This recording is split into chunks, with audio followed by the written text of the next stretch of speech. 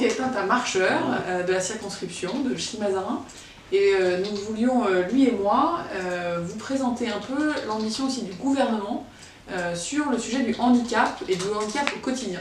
Comme vous le savez, le 26 avril dernier, Sophie Cluzel, la secrétaire d'État en charge de la question du handicap dans notre société, a créé une initiative qui s'appelait Duodet, où les hommes politiques, les journalistes, toutes les personnes qui le souhaitaient pouvaient passer la journée avec une personne porteuse d'un handicap, visible ou invisible, pour accompagner leur journée, voir comment elle travaillait, et puis pour faire entrer dans des lieux de travail, des lieux d'action politique, des lieux journalistiques, des personnes qui d'habitude ne s'y trouvent malheureusement pas assez.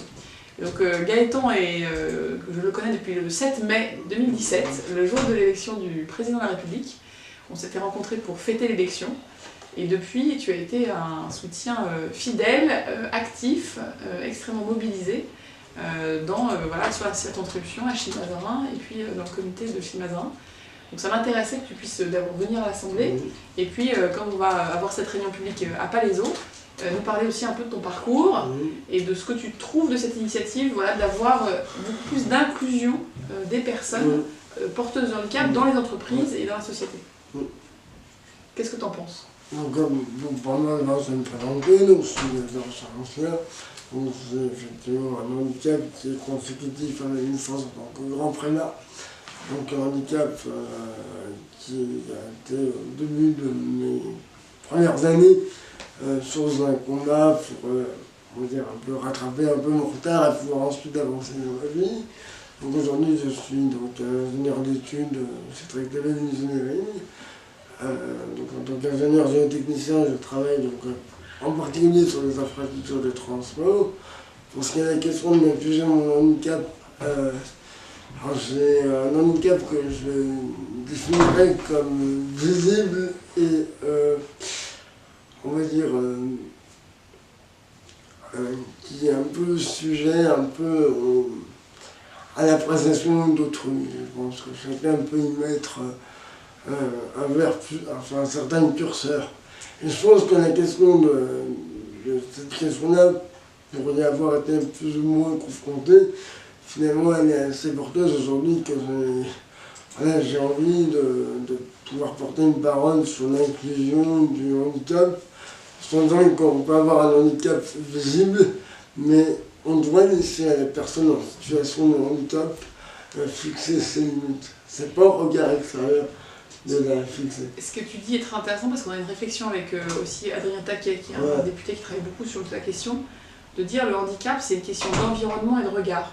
C'est-à-dire que toutes tes compétences, tout ce que tu peux apporter, c'est un peu à toi comme tu dis de définir les limites, et c'est aussi de l'environnement dans lequel tu es placé et le regard qu'on porte sur toi qui t'aide ou te limite. Oui, c'est-à-dire que, bon, aussi parce que cette question-là, j'ai beaucoup maturé chez moi, j'ai pas été élevé dans un environnement où on a mis en avant mon handicap, parce qu'on m'a vraiment tiré vers le haut, et mon entourage familial proche, et ce qui fait que moi-même, j'ai eu du mal à un peu appréhender le regard extérieur sur mon handicap, ce qui fait que par exemple sur la question du statut de reconnaissance en travailleur handicapé, j'ai eu 5 ans de résistance entre 2008 et 2013.